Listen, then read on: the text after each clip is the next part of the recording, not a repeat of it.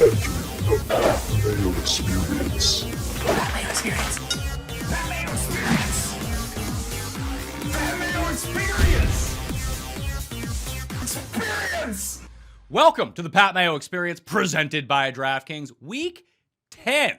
DraftKings picks and preview, stacks and positions. You can find the cheat sheet up on DKNation.com on Saturday morning once the full injury report is released. Also want to encourage you to subscribe to the Mayo Media Network newsletter, as you will get a full injury report and all of the best optimal plays for the week in that, along with all the game previews and all of the other notes from the week. Sub to Mayo Media Network on YouTube. We're still pushing for 30K subs. Smash the like button to the episode. And the biggest thing, play in the Pat Mayo Experience Listeners League on DraftKings. $15 to play. No rake. 3 max entry. Best tournament on DraftKings. Link is down in the description. Reserve your spot now before it is completely full. All projections and optimal percentages now provided by runthesims.com. You want to make your own lineups, do your own projections. Super easy, super customizable at runthesims.com. Use runthesims.com/mayo to get yourself a discount off that. We finally got together for the first time in years. The last time he was on my show, I think, he was probably trying to leech YouTube subs from me. Now I'm doing the opposite. Sal Verti, what's going on, man?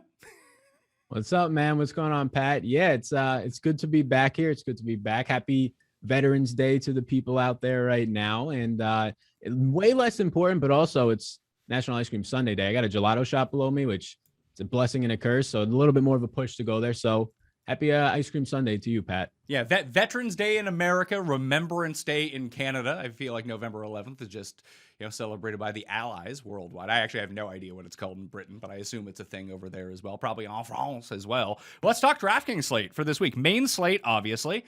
So just the millionaire slate on DraftKings. If we're going to stack, actually, let's start here. Dearness Johnson, provided Nick Chubb and Felton don't play this week. I saw Brian Hill was potentially picked up as the backup for this game, and we haven't seen a lot of guys recover in time if they've tested positive to play that Sunday, if it happens anytime during the week. $4,700 for Dearness Johnson. Looking at the optimal percentage, still early in the week, still on a Thursday, he is in 32% of optimal lineups so far. He makes essentially every lineup work. How popular is Dearness Johnson going to be? Yeah, I mean, early on, like 35% ownership is what I'm seeing on him right now. I think the name, people saw him on Thursday Night Football, but I think the name maybe keeps him a little bit less than this is if this was an Alexander Madison that we got this news on in a similar price range right now. But he's going to be really popular. He looks really good. I tweeted earlier in the week, I think I'm going to play 100% of him as of now. It's a tough value week, like as we go through this in general, and you'll see like through expensive stacks or just really expensive running backs all up top, that you're almost trying to find value, and then we get this one thrown into our lap. So I'm going to just try not to overthink this one. And yeah, $4,700.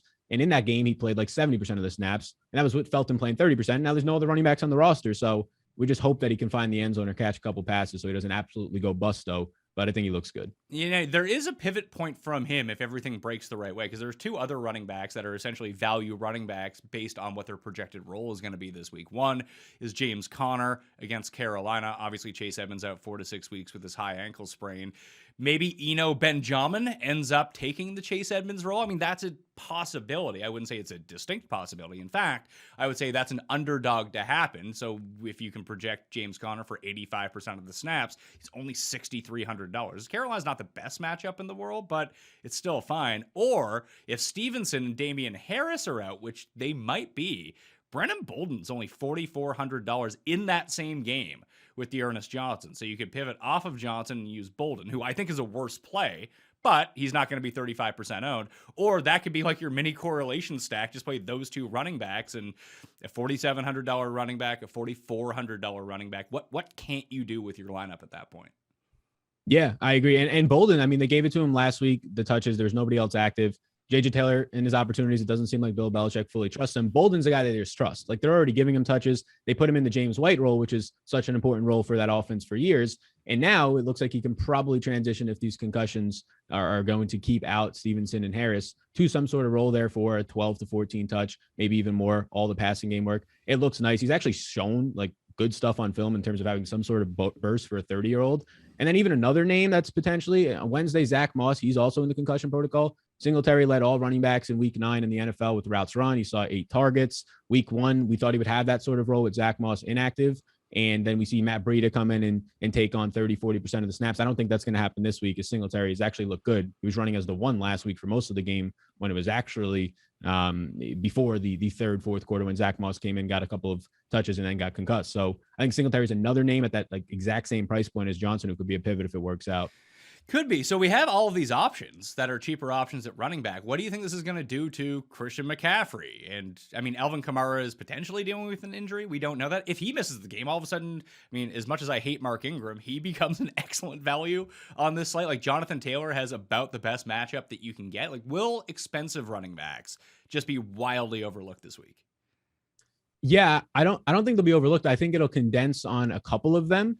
And it'll be interesting because like 2 or 3 weeks ago, we had like 2 or 3 expensive stud running backs on the slate. And you're like, all right, well, one of them is going to garner some ownership. And if we got this value, it would just make all of them highly owned. But now it's like every stud is on the slate. We'll see what happens with Kamara, but you have JT, you have Dalvin Cook, you have Eckler, Aaron Jones, Zeke, all these guys, and McCaffrey up top. So right now, I think people are going to probably flock to Najee Harris. Chase Claypool's status is in doubt. Najee in general, seeing like 25 plus opportunities a game, week in and week out, even if he's not efficient, he's just getting the work, almost 7 targets per game. So people start to flock there, and he projects out nicely. That's where everybody else around him starts to become somewhat of a leverage. And yeah, I mean, McCaffrey's going to be my first priority. I mean, the guy was like quote unquote limited, and he had 18 touches for over 100 yards total. And in a bad week, it doesn't matter who his quarterback is, what the game environment is. He's great. We all know that. And he's always 9,000 plus, and he's not that this week. So McCaffrey plus Dearness Johnson seems like an obvious way to start a lot of people's lineups this week. But right now, early on Thursday, it seems like people are flocking more to like the Najee Harris range than going all the way up to McCaffrey, flocking more to the Devontae Adams range at wide receiver than going all the way up to McCaffrey. So I lean McCaffrey, especially, I mean, if he just stays 15% less owned somewhere in there, that's where I'm going to lean. We also have an interesting development as well with this Dalvin Cook situation, where I have no idea what's going on with this. He's suing, his ex-girlfriend is suing him. I'm guessing he's going to play. That at least seems to be what it's looking for. But if all of a sudden we find out on Friday that he's on like the commissioner's exemption list, I'm not going to be super stunned at the same time. Then you have Madison all of a sudden, who gets the Chargers, who are brutal against the run. Or this might just, if Cook ends up playing, it might just keep people off Cook anyway, because they don't want that uncertainty in what's a later game on the slate. Like, he might be like the perfect late swap this week if he ends up active, but I can see that killing his ownership.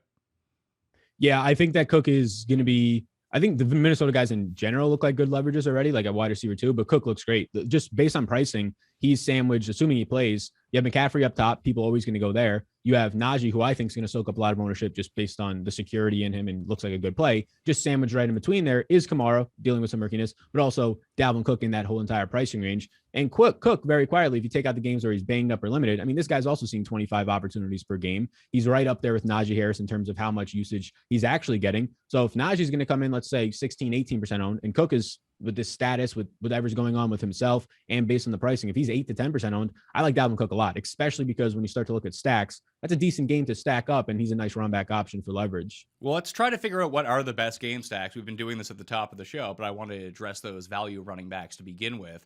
That is the highest projected point total of the game of the week. Team total, the Chargers are now favored by 3 in that game, which I really think makes Vikings +3, now that it's the full 3, a pretty good bet, because no one enjoys losing by 2 points more than the Minnesota Vikings, and no one enjoys making a game close that doesn't need to be close more than the Chargers. So perfect, +3, tease them up to 10 or something like that. But 53 is the over-under in that game. Falcons-Cowboys is 54.5. Bucks and Washington, 51.5. So a big team total for the Tampa Bay Buccaneers as well.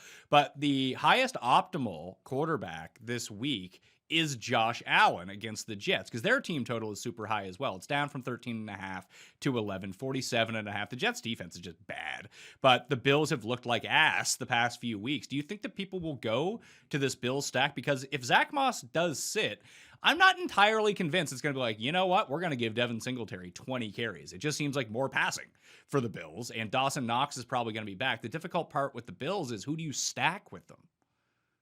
Yeah, and I think, so to answer your question, I think that people will stack the Bills, but it'll be people that play 150s, use optimals, use tools. I don't think anybody that's played the Bills the last 2 weeks, including myself, losing like all my money last week playing Josh Allen stacks, I don't think that anybody's going to want to play them. I mean, Jacksonville had not given up. They gave up 20 or more points every game dating back to October of 2019. And then the Bills of all teams score 6 against them. It was just absolutely brutal and tilting right now.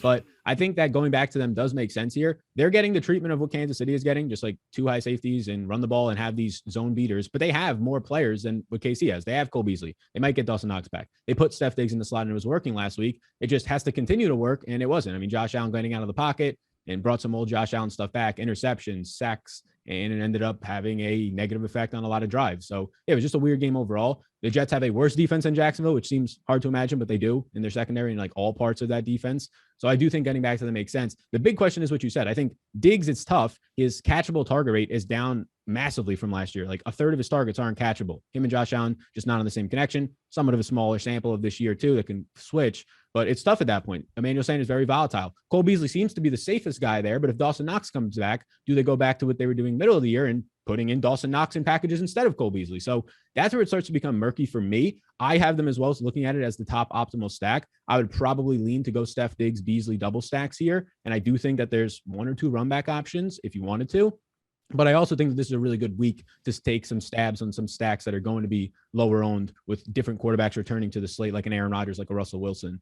Could you play it the other way and say, you know what, the Bills defense is rated number 1 by Pro Football Focus, but they're pretty banged up at the moment, even if they're not necessarily missing guys, that they keep having guys go to the sidelines halfway through the game. And Jacksonville moved the ball on them last week. It's just they're Jacksonville. Yeah. They're terrible. Not to say that the Jets are any great shakes, but Magic Mike is playing quarterback.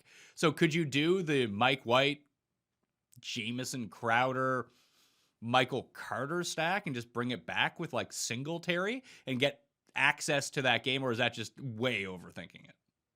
I think it's gonna be too much for me, just because like even when Mike White had that massive game, I think his average target depth was like, it was the lowest of the week. It was like 5.2 yards per target. So there's just a very lack of big play there. So there's a lot of plays running the game overall. But if I want to stack something up, I want to have the ability to have that quick strike, or at least have the thought process of just the big play down the field to get me there quickly and just some sort of upside. And like everything worked perfectly for him in that week. Lots of yards after the catch, things like that ended up working out. I'm going to think that works a little bit different this week against a much better Bills defense who can actually swarm to attack or the pass catchers. You saw that happen in the Colts game while Mike White was in there, even when Josh Johnson was in there before garbage time. It's a lot easier when you have better linebackers in there to actually make these 15, 20 yards after the catch turn into 2 or 3, and it's a totally different game script.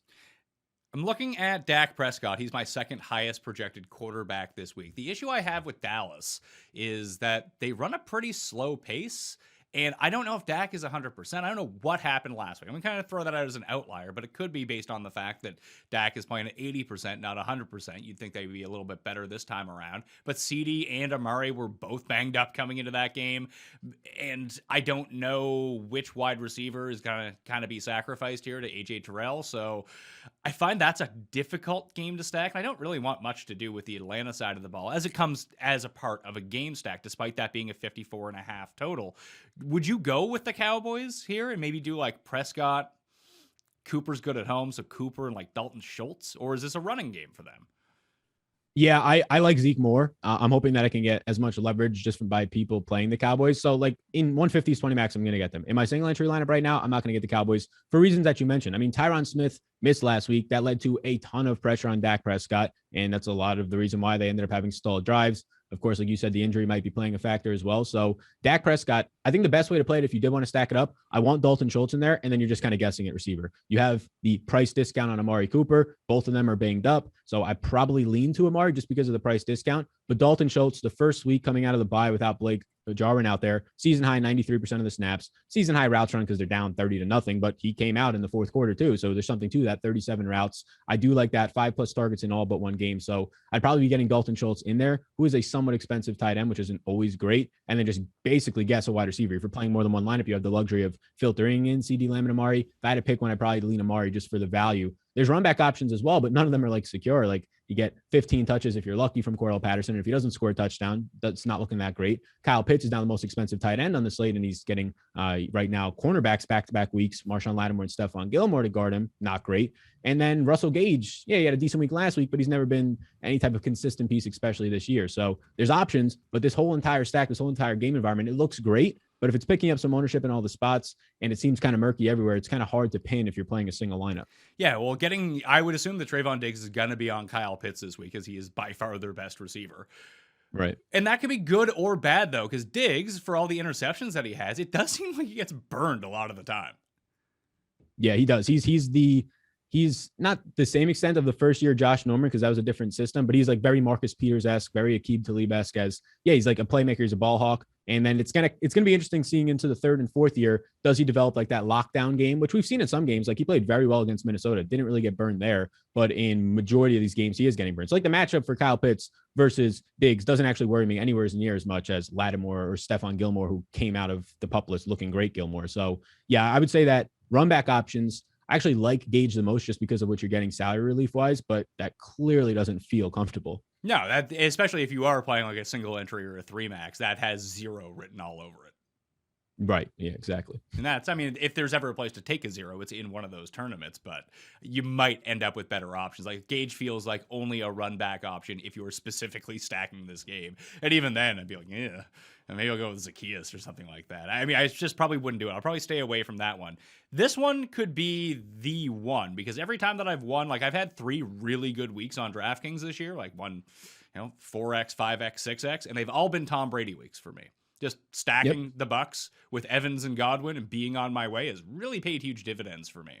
So we don't know if we're getting Godwin this week because he's now dealing with this foot injury. Gronk is probably out. Antonio Brown is probably out, which just makes it Mike Evans and Tom Brady. You could play Fournette potentially as an option in there as well, based on the role that he has seen in the passing game. I mean, at least going into the bye week. We'll see what they're doing coming out of the bye week. Tyler Johnson is an ultimate salary saver, and if Godwin truly isn't going to play, I wouldn't hate playing Tyler Johnson either. Just go Brady, Johnson, Mike Evans. Seems pretty good. It's not even that expensive when you have Tyler Johnson.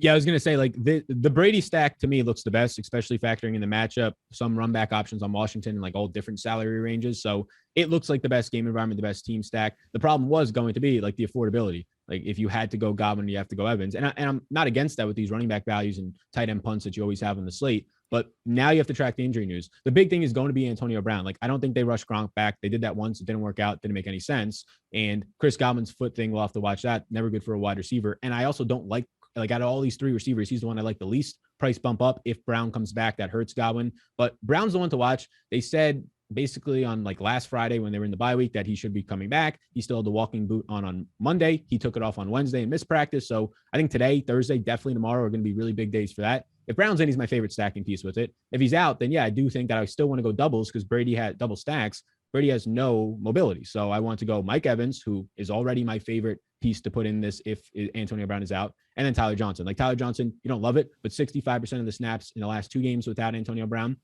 And 3 weeks ago, before the bye, everybody wants to play him. He's like 8, 9, 10% owned as a cheap flyer, and he has 2 catches for 20 yards. And nobody plays him the next week. Nobody even remembers that he had 6 catches for, 55 catches for 65 yards and 6 targets. So if you now take Chris Godwin out of the fold in a game where he's normally Chris Godwin's backup, can get into the slot more, yeah, I do like that for him. So I would probably lean to Mike Evans and Tyler Johnson if all those guys miss. Otherwise, it's Evans and Antonio Brown in doubles. And I'm always going to probably stack doubles unless it's a really small field with these Tampa Bay stacks. I would think that Tyler Johnson, even if Antonio Brown is back, that the move might be Brady, Brown, and Tyler Johnson. Leave Mike Evans on the sidelines and hope to get tricky that way, with Johnson being the primary backup to Chris Godwin if Godwin sits. And that way you can still save a bunch of money with him being $3,300.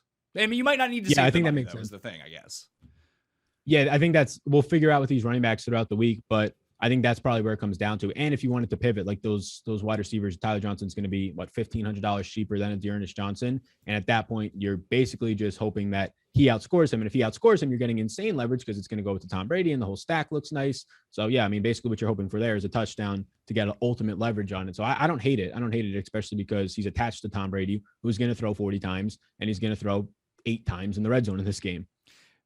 Any other ones that you can see? You mentioned the Chargers and Vikings, like game situation. Obviously, we don't know exactly the injury or legal circumstances of some of these teams and who is going to be playing. And that might influence the ownership because it is on the later slate that, there's 95% of people don't want to be like, oh, there's a guy questionable in the late games. I'm just not going to take that person. And maybe he's not going to be questionable. But as we're talking about right now, like we said, we don't know as of yet. But you just go Herbert, Allen, Eckler, Herbert, Williams, Eckler, Herbert, Allen, Williams, bring it back with Dalvin Cook and use some of these cheap guys along the way? Or would you go to the Vikings side of it and say, hey, you can still pass on the Chargers. They're still banged up in their secondary.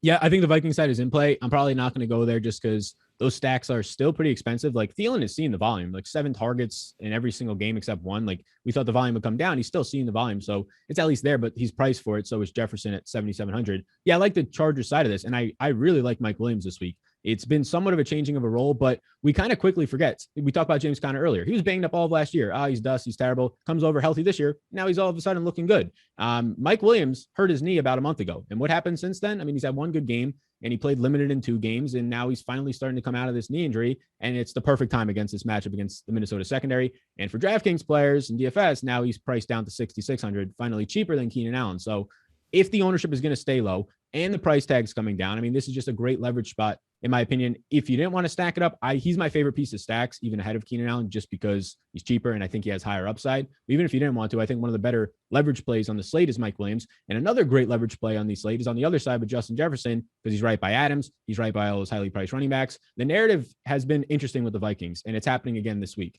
The first 2 or 3 weeks, it's KJ Osborne. Oh, pick him up in your fantasy leagues. Oh, play him as a dart throw in DFS. He's looking good. The next 2 or 3 weeks, it's Alexander Madison. You got to play him. He's a smash. Cook's going to be out. And now it's yet again, Dalvin Cook, some news coming out. It's never just been that Justin Jefferson yet again is having a great year and quietly doing that, fairly priced, but he's always 4 or 5% owned.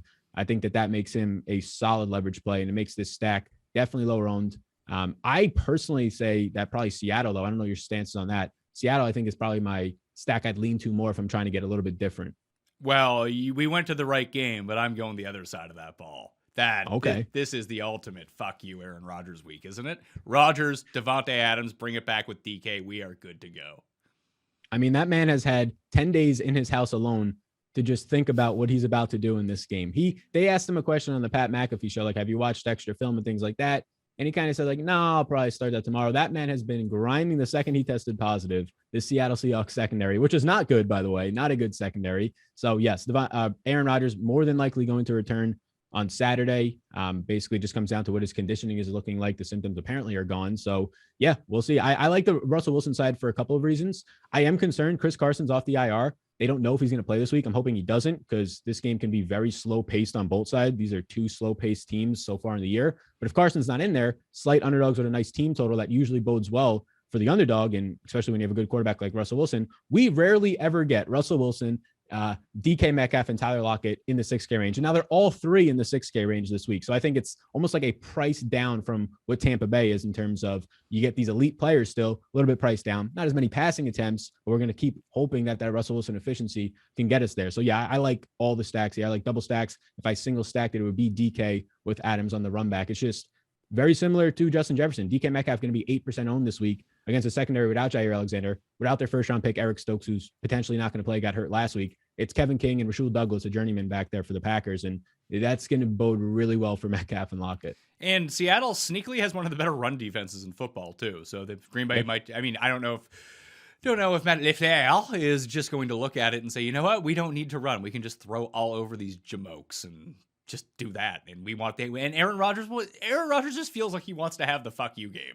And you know that there's very few players that you can kind of peg that down to, but maybe he forces the issue and he's god awful. My issue with Russell is going to be can he fucking grip a football? Like, what's going on here? How is this possible that he's back already?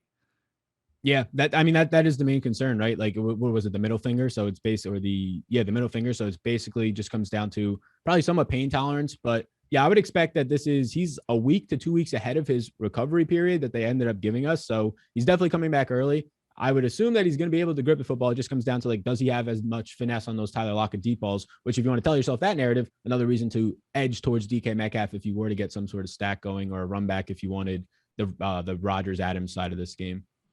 Are there any like solo QBs you would think that you would potentially use? Like the 2 that I could think of would be like PJ Walker starting in place of Sam Darnold. He's $5,000.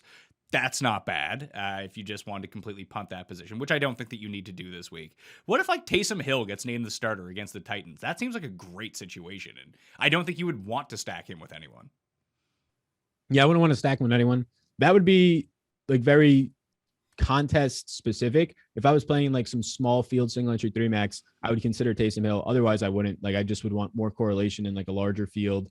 Even if it's like a 5,000 person tournament, I probably still would go away. That's more so like a 500, 200 person field, just hoping that correlation doesn't matter as much to try and beat more people ahead of you if you're talking game theory wise. And all you need from Taysom Hill is like an 18 to 20 spot. And you go from there on the savings that you have, especially in a week where we're going to have some savings at running back. But outside of that, there's still not a lot of savings at wide receiver that's secure at all. And other than Dearness Johnson right now, there's not much savings at running back.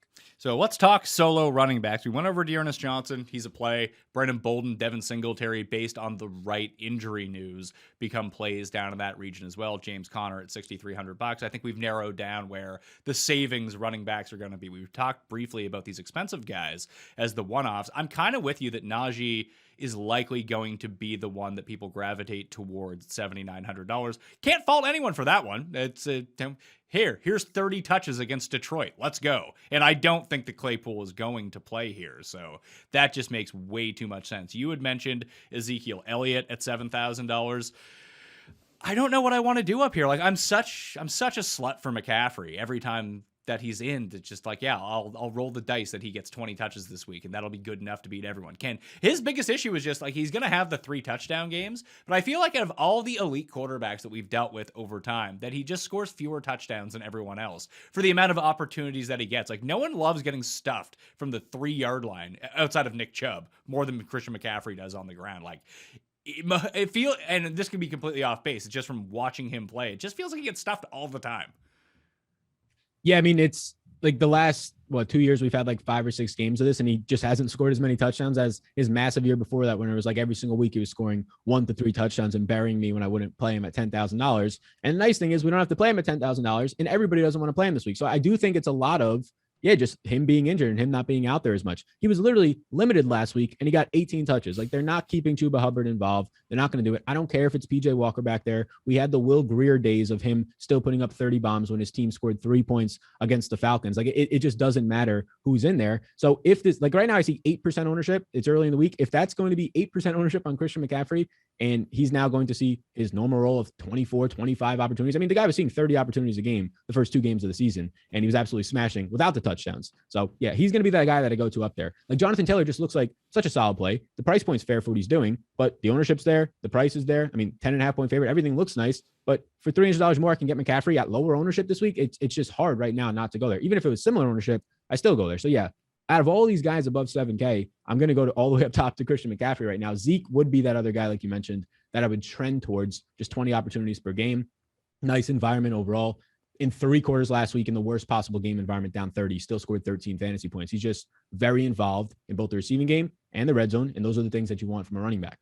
What are we doing with Kamara? He didn't practice on Wednesday. Obviously, we'll have to check the injury report, because if Kamara doesn't play, Mark Ingram's $4,500 against a pretty pitiful Titans run defense. But if Kamara is in, like, no one was going to use him anyway. And now with this injury news, no one's going to use him at all. Like, if you're projecting McCaffrey for 8% ownership, what's Kamara's ownership percentage? Like 2%? Yeah, like right now, like 4 or 5%. I had it at 8% yesterday, and I'm going to update it today. It's probably going to be like 4 or 5% based on this news. It's tough for Kamara, though, because you had Tony Jones hurt earlier in the year. Kamara was seeing these massive workloads. Jameis was in there. So 2 positives, right? Now Jameis is down, and you have Mark Ingram back there who knows the offense. And Ingram's played, 29% of the snaps and 26% of the snaps, the highest for a backup in this backfield since. He had 14 touches alone last week, which, again, that Kamara injury might have sustained in the game leads to that. But I do think that Ingram's going to be in there for 30% of the snaps. Even if Kamara plays, maybe they say, all right, let's give him 35, 40% of the snaps. It just makes him look a lot worse. Like, he's not this same $8,200 running back we were getting 3 weeks ago when it was a totally different quarterback and they had no backup back there. Like, he was playing 85% of the snaps, similar to a Najee Harris role. So it's tough for me to want to go there relative to Dalvin Cook's 25 opportunities a game, Najee, McCaffrey, these 25 opportunity a game running backs, if I can only give Kamara at this point like 18 opportunities. Well, if you can pick the right week, that means there is one running back who I'll probably end up going to be one of the better leverage, I think, running backs of the week. It's $6,800. Jamal Williams still isn't practicing with his thigh injury. And it seems to be like good week, amazing week, like mediocre week for DeAndre Swift. And people will see Pittsburgh's defense. They won't want to play anyone on the Lions against him. But if Jamal Williams is out again, I know that doesn't mean that DeAndre Swift is going to get 85% of the snaps. But if he gets like 75% of the snaps against the Steelers, that could be like 12 catches in this game. Yeah, I think that Swift in this range in general, whether it's like James Robinson's in this range if he plays, Fournette to an extent, the fact that people are going to pay down at running back in one spot, and then pay up to those guys that we were just talking about, it's going to leave this middle range of the 6K range, parts of the 5K range, just completely barren with like 4 or 5% less than that ownership guys. And yeah, Swift is, I mean, you know the recipe here. They're going to get down in this game. You're hoping for some targets. The dude's leading the NFL in targets per game for running backs at 7.1 per game. And now if Jamal Williams is banged up, possibly doesn't play, then everybody's going to probably jump towards Swift. But if he's just banged up and limited, that's probably the perfect situation to get more carries on the ground. I think that it's an interesting week because if indeed that's the format, get Dearness Johnson, pay up for one of those other running backs, then the only way you're getting to Swift a lot of the times is in a flex spot, which you're then rivaling him against a lot of decent wide receiver plays, which I don't normally do, but that is a way to naturally get different this week playing a running back in the flex because everybody's going to go Dearness, pay up for one spot, load up on the wide receivers. So I think you get leverage in a couple of different ways, not only on the running backs, but on your overall lineup. I think that you're going to see that the 3 running backs is the more common build this week because of all the value that's available.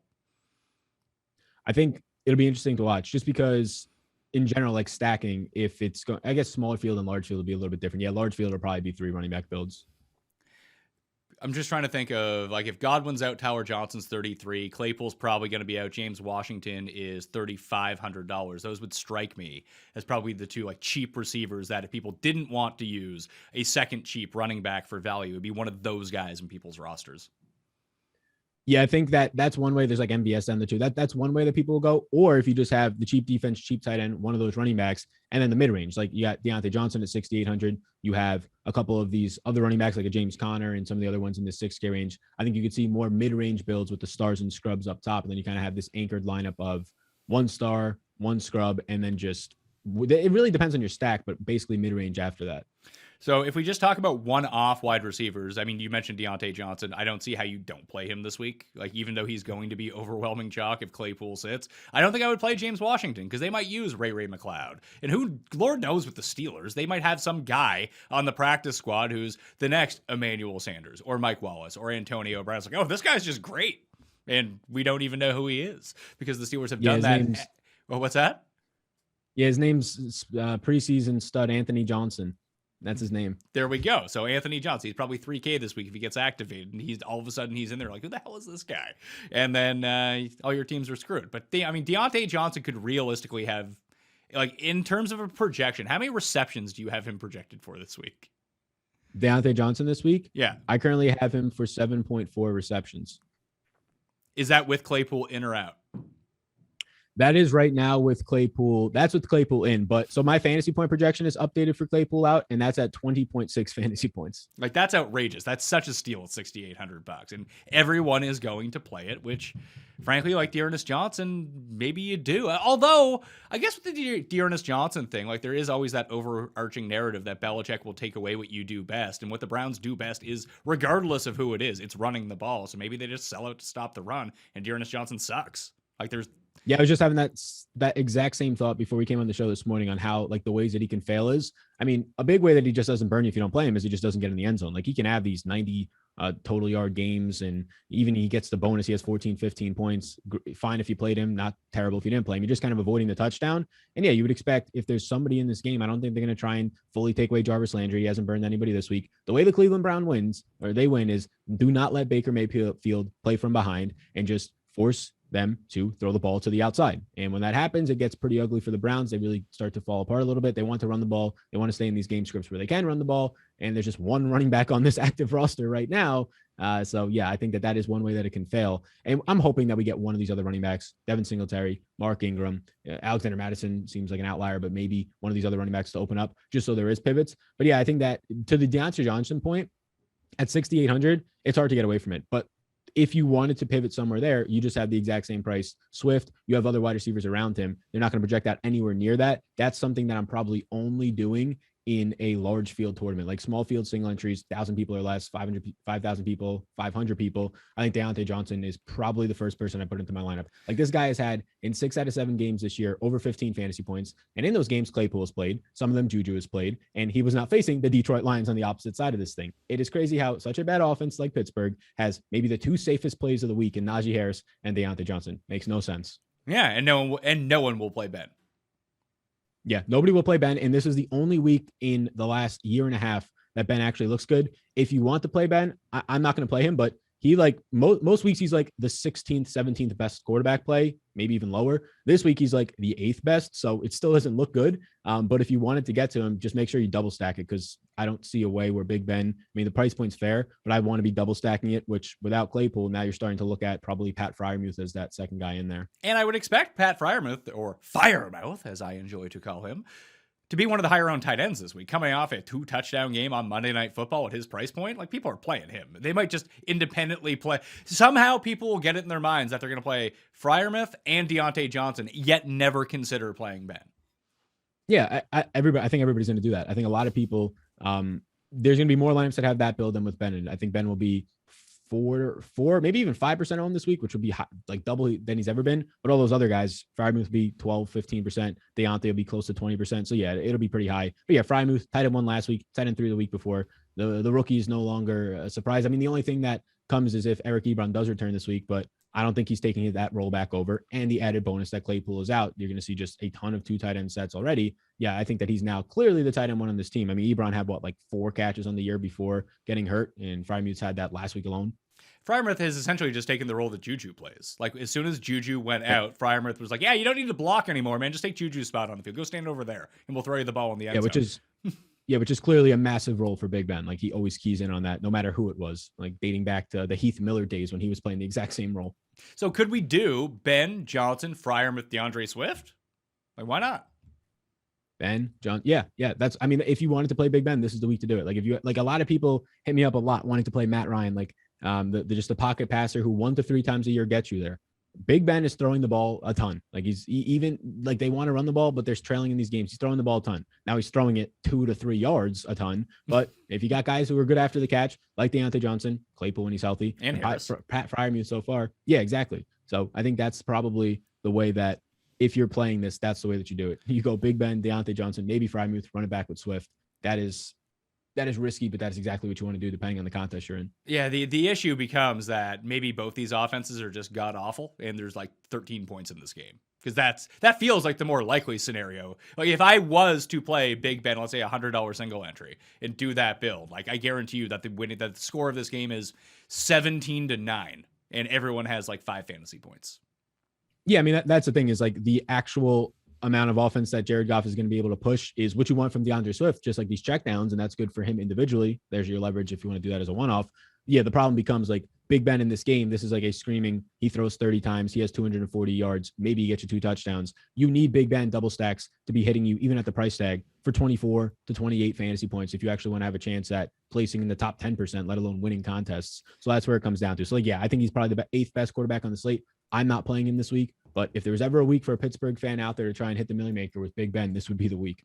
So Deontay Johnson is like a lock button at $6,800, but the issue is, like, you then have 2 really good, like you talk about pivots. There are really good pivots off of him, or just play them together if you wanted to, because Mike Evans is 69 and DK, who we've already mentioned, is 68. Like, I think those are 2 really strong plays as well. I'm curious to know what your projection is for one of my favorite receivers for the rest of the season. In my rest of the season rankings that I did on Monday with Meanie, I had him number 3 at wide receiver. And now we're in a perfect situation to play stud receivers, where he's right next to someone else who's in a fantastic spot, who everyone is probably going to play. He is an excellent receiver with a target share on his team of like 35%, potentially even more, depending on how this game goes. And he has a terrible matchup. And I don't really care about matchups when it comes to receivers. Good receivers, by and large, are just going to win those a lot of the time. What's your A.J. Brown projection? Oh, yeah. 17.8 fantasy points for A.J. Brown. That is, I think that better than these Big Ben stacks, these Tennessee stacks are somewhat appealing. It's just hard to get the full thing going, like double stacking it. But A.J. Brown, 17.8 fantasy points. I have him right now for 8% projected ownership. I think he looks like a solid play. He's going to be half the ownership as Devontae Adams. The problem for me is I just prefer Justin Jefferson, like the similar ownership and similar projection as well, but can get into stacks more. I personally like his matchup more. So that's where I'm at. But yeah, A.J. Brown, each of the last 4 or 5 weeks, 30 to 35% target share. These are in games, by the way, that they somehow continue to win, the Chiefs, the Bills, the Rams, and the Colts in there, all good teams, all playoff caliber teams, some of the best teams in the league, they continue to win. And a lot of these games, they're leading in those games. They've had Derrick Henry in the majority of those games. So now if they get into a script this week where they're down a touchdown for a good amount of the game, it's going to happen at some point this season. These 30% target shares that are resulting in like the 8 to 9 target games, he's going to pop off for a 14 target game. So AJ Brown is terrifying to not get a lot of. Like as of right now, if I was to run this, I probably wouldn't get a lot of him because I'm not stacking up that game. And what I'm going to get is probably more Adams and probably more Jefferson at a similar price tag. If we were going to play one-offs who are cheap, I think we kind of mentioned the big two. James Washington, if Claypool doesn't go. I don't have a ton of interest in that. I do have a ton of interest in Tyler Johnson at $3,300 if Brown, Gronk, and Godwin all miss it. It really just comes down to Godwin. If Godwin misses that game, I really like Tyler Johnson at $3,300, and he saves a ton of money. Outside of that, on the cheap side, I'm not seeing a ton of like great value from like below $6,000, unfortunately. Maybe it's Cole Beasley against the Jets. Like projections love Jarvis Landry every single week, but he just turns out not to be good. I'll probably continue to play him because I'm just such a sucker. It'll happen once at some point in the season. Maybe it's finally the time that people look at the projection and are like, you know what? I'm just not doing it this week. I can't do it. But he's really the only guy there outside of Peoples-Jones. I just don't see the Patriots getting burned like deep down the field, which is where Peoples-Jones is going to kill you.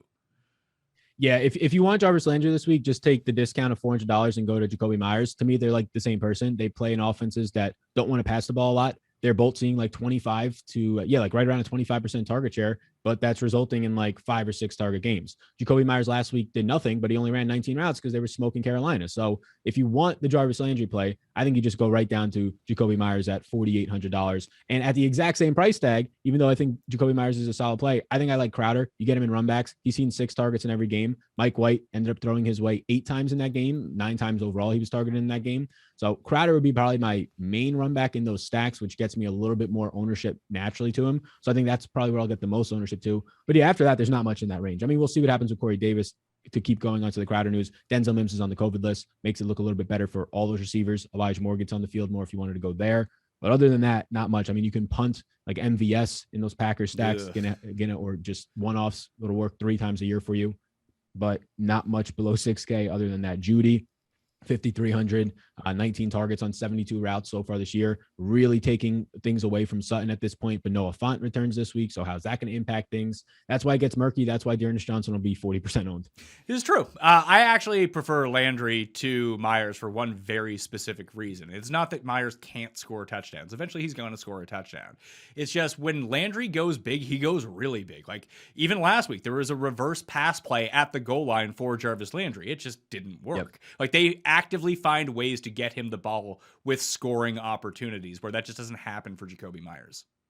Yeah, and he's just a better wide receiver. Like he's a better talent in general. His offense, I would assume, is going to, in the red zone, use him more than Jacoby Myers is used just from historical. I mean, I think Myers has now 6 red zone targets in 9 games, which is fair. It just only resulted in 1 touchdown called back. But the other thing with Landry, it's similar to how last year ended for him. Yeah, he has 1 game where he's getting the receiving work, the receiving touchdown. Then he has a passing touchdown game. Then he has a rushing touchdown game. So he is involved in like so many different avenues. And then the obvious thing that Odell's not there anymore. So even more concentrated on the middle of the field where Landry will be, and the tight ends have just been non-existent. So it's kind of his playground. Yeah, I'm using the player comparison tool on Run the Sims right now and just looking at the 2 graphs between the 2 guys of Jacoby Myers versus Jarvis Landry. Like the actual range of outcomes for Jarvis Landry is so wide. It's such a flat curve. Like he could, listen, if you need someone to score you 10 points in this game, the answer is Jacoby Myers. But if you need someone to score you 35 points in this game, the answer is Jarvis Landry. That's why I would lean with Jarvis Landry. It's just more of the time he scores 3 points.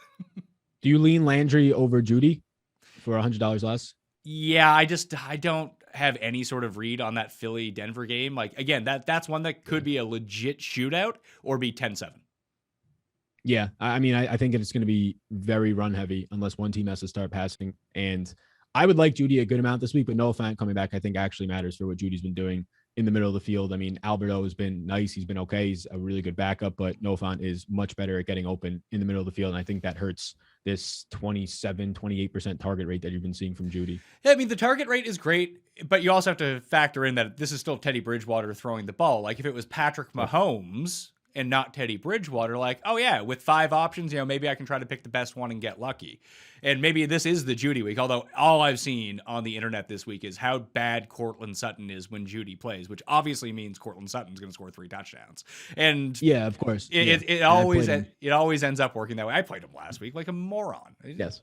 Stupid. Yes, I played him last week. I played him not in my single entry, but I played him in a 3-max lineup last week. And I mean, the other thing with that is like Jerry Judy's playing in the slot. Tim Patrick is clearly on the outside. Sutton's clearly on the outside. So you're paying $5,300 for a really good route runner in Jerry Judy, but Cole Beasley's $4,800. Jarvis Landry is a little bit cheaper. Like if we're going to pay for these slot receivers who don't get downfield usage, he's just not getting that. You might as well pay for a cheaper one who's in a better offense, like a Cole Beasley.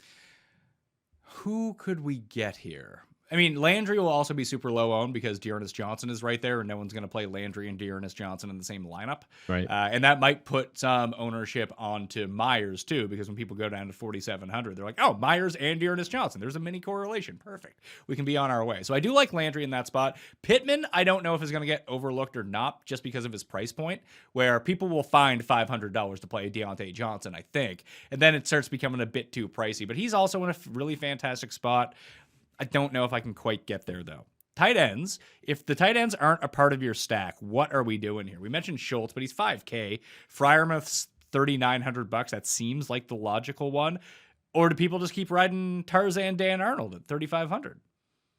Yeah, I mean, if you're not, the stacks make it so much easier to put them in. If you're not doing that, yeah, I mean, the guys that I have as yeses right now is Pat Freiermuth and Dan Arnold. I think that Dan Arnold will actually be lower owned than he should be because of Pat Freiermuth. He's seeing 7.5 targets per game in his 4 full games, only 1 target less than Jamal Agnew of all people for the team lead during that time. So yeah, I think Dan Arnold is actually a very secure play. 10 or more fantasy points in 3 out of the 4 games. The problem is like, is there upside on it? But based on the volume, I think that there is. And also the matchup, I think that there is, the way that the Colts will play the tight end position. But I do want to see what happens with this Dawson Knox thing. It's tough because I always just keep punting tight end and it just keeps working for like, you get, it's 8 to 12 fantasy points and it's fine at the price point in the 3K range. But Dawson Knox, I do think is interesting because at $4,500, he'll be putting the middle of the field a good amount more. And I do think they're going to have to start using that middle of the field. It's a copycat league.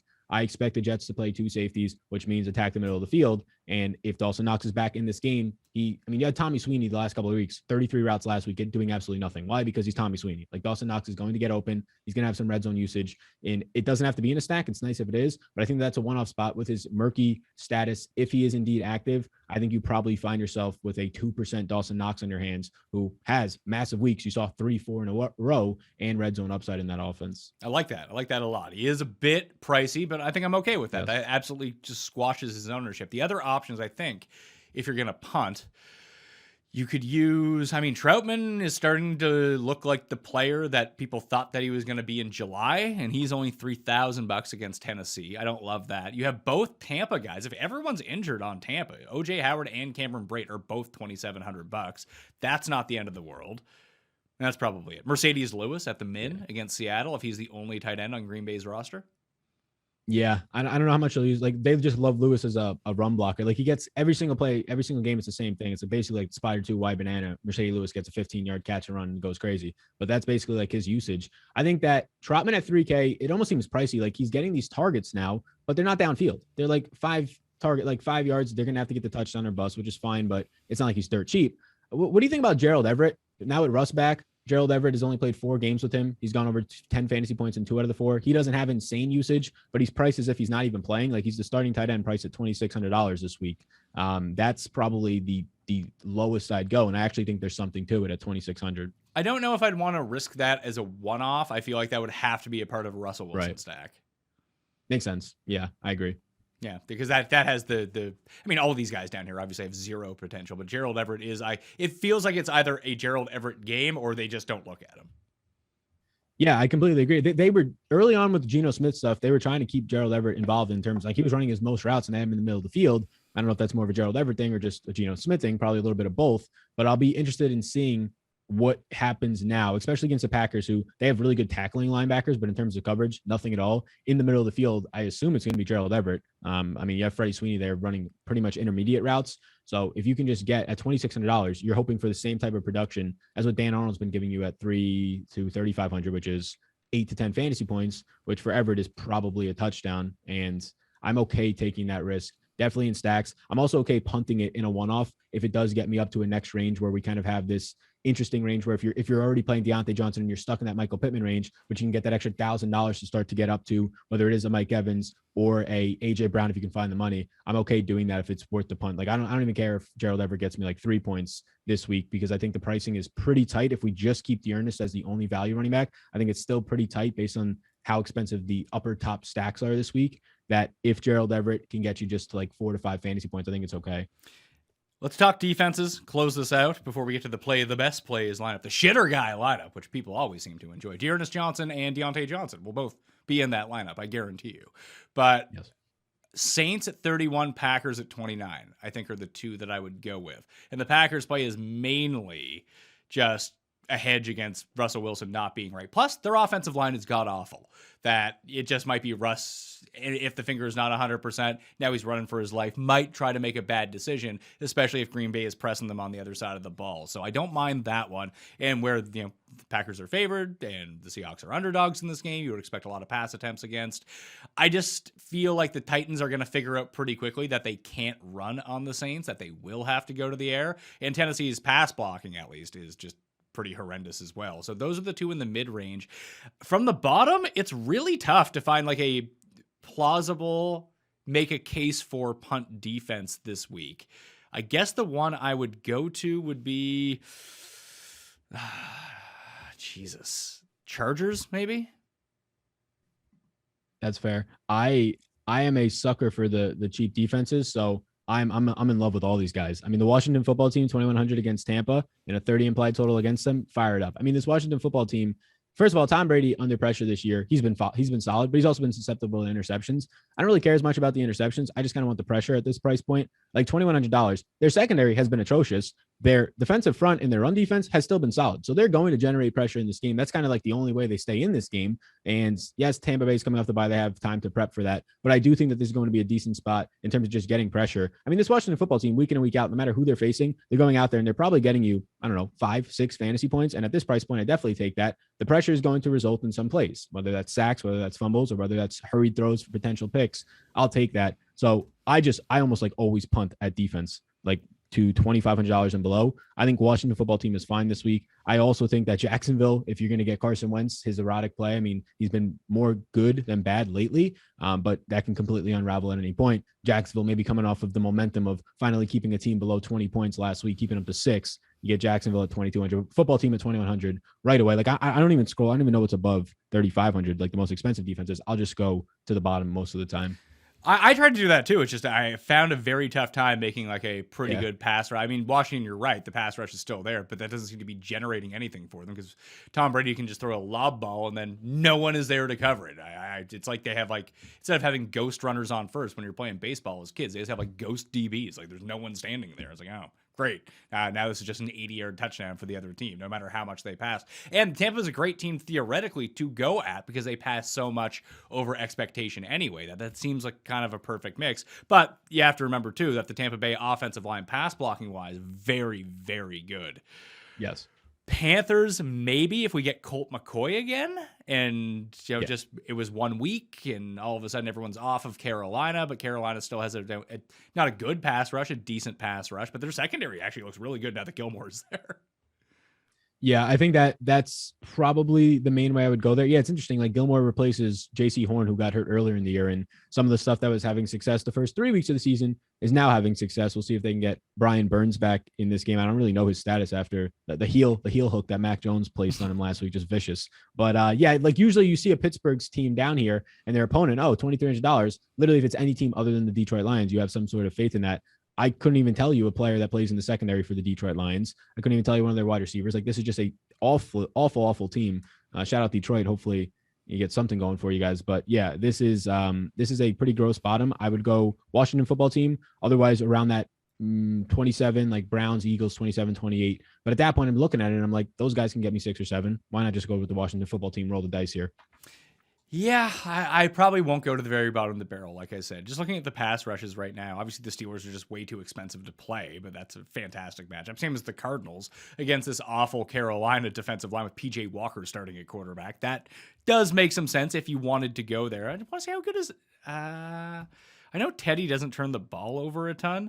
I guess their offensive line is all right, but the Eagles pass rush is, I mean, I've been playing the Eagles. They've been pretty good over the course of the past few weeks. Dallas is probably too expensive, but if their pass rush is fine. What about Atlanta if Tyron Smith misses this game, or are they just going to run the ball too much? I think that's fine. I just think that Atlanta's defensive line is like, even if Tyron Smith is out, Atlanta's defensive line to me is just coming into the year is like them and Houston as the worst defensive lines. Now the Lions are up there, but yeah, this Atlanta defensive line, like I feel bad for like Grady Jarrell when he's out there because everything else on this defensive line is brutal. Like I don't even think if Tyron Smith was out and another player was out, it would obviously affect just the cohesiveness of the offensive line, but I don't think it makes those guys like put an insane amount of pressure on Dak Prescott. Like Denver doesn't have a great defensive line. Von Miller wasn't there last week, so I guess that's where you're coming from, but they have much more talent than this Atlanta team does. What could we do the Browns at 28? I just feel like no one's going to play them. They're a bit expensive, and logically it doesn't make a ton of sense because the Patriots wanted to run the ball. What you would need in this game is for the Browns to like jump up 13-0 or 10-0 early, force Mac Jones to pass. The Patriots have like a very league average pass blocking offensive line. Obviously, the Browns have one of the best defensive lines in football. They got there last week against Joe Burrow, obviously against a weaker offensive line in Cincinnati. That just feels like the 1%, 2% defense that could pay huge dividends if you get it right. And maybe they help themselves. Maybe they get a fumble return, a pick six, whatever it might be. And then they have to face 50 pass attempts from Mac Jones, which sounds like it could be pretty good. Yeah, I mean, in this situation, like you're saying on paper, both teams going to run the ball, not as many plays. Usually doesn't look like the spot to target a defense.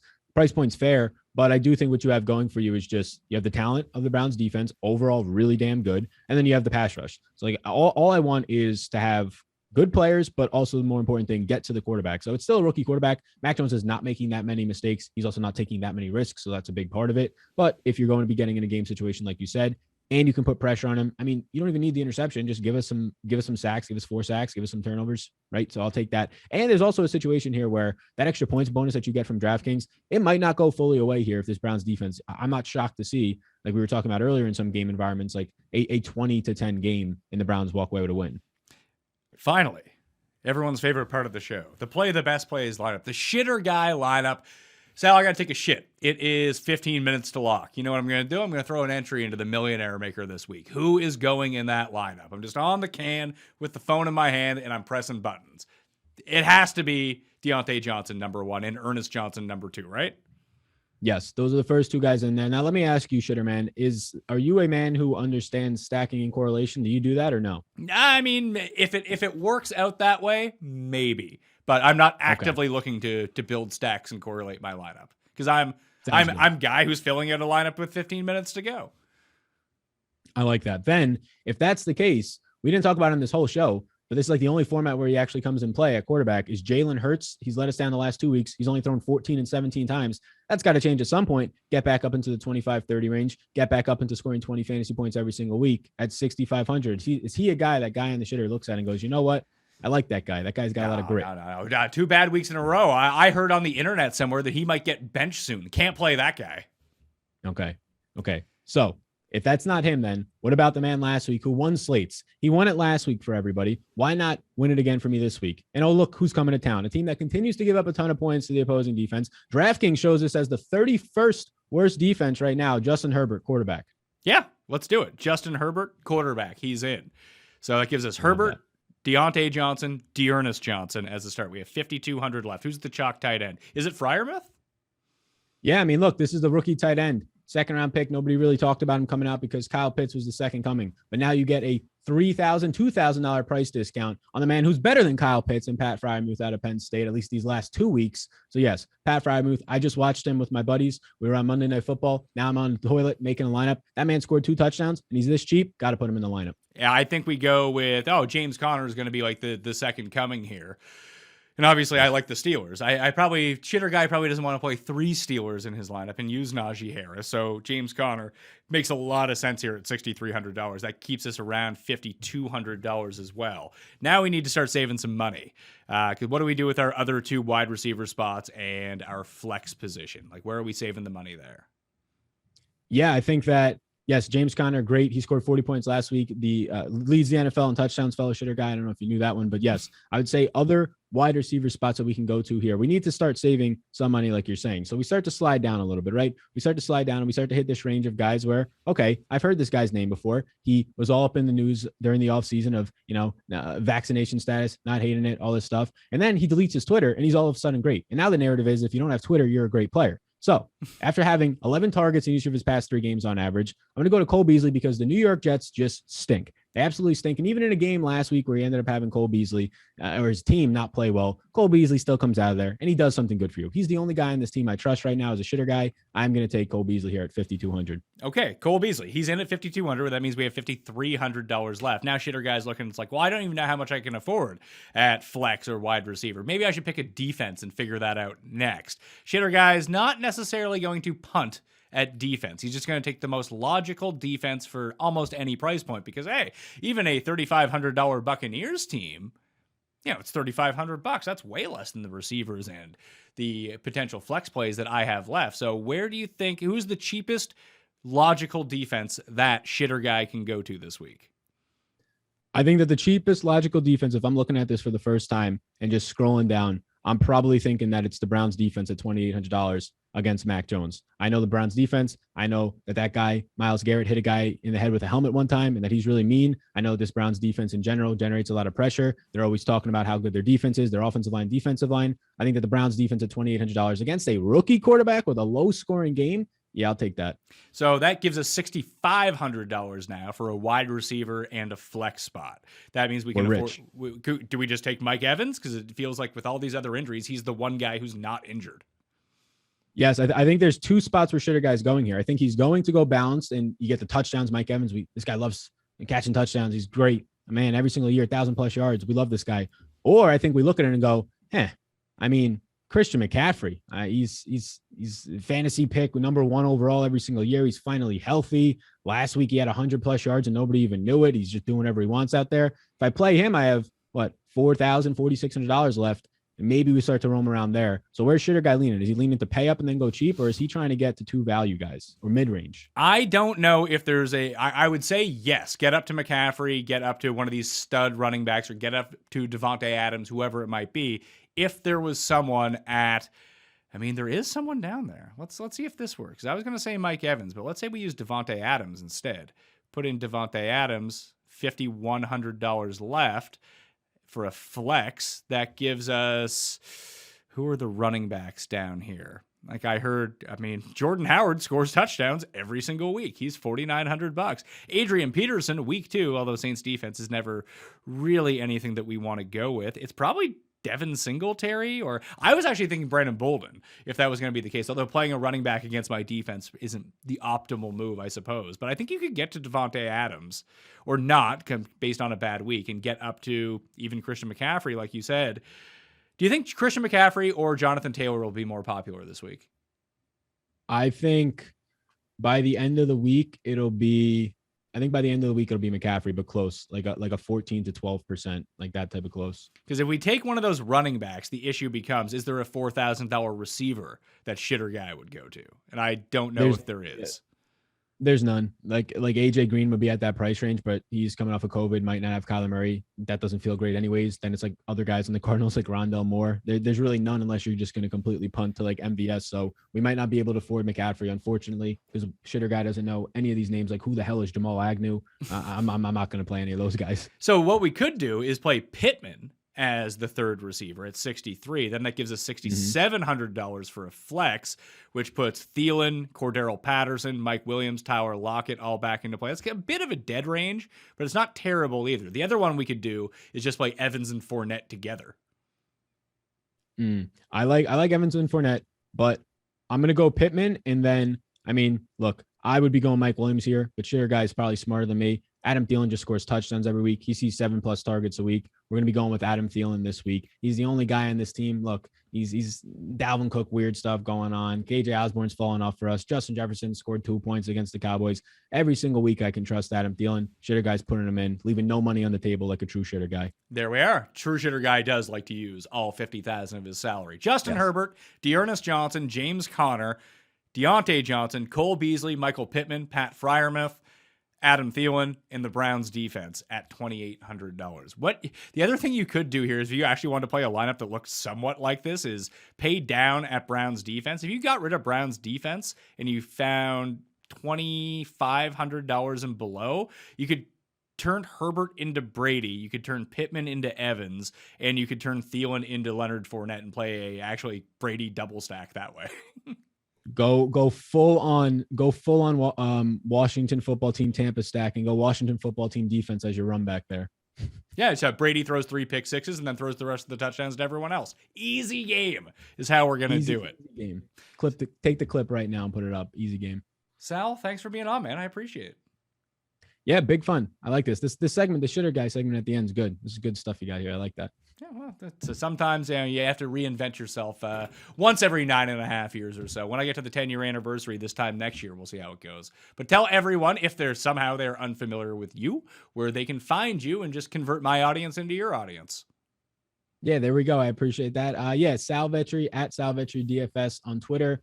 Everything else will link up from there. Do videos on YouTube, translates to a podcast, but you can find it all on Twitter. And yeah, check it out there. Yeah, play in the Listeners League league this week. The link is in the description. Sub to the channel, sub to runthesims.com/Mayo, sub to the newsletter. Lots of places where you can sub.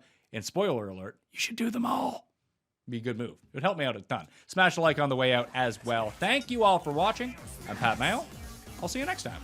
Pat Mayo Experience! Experience!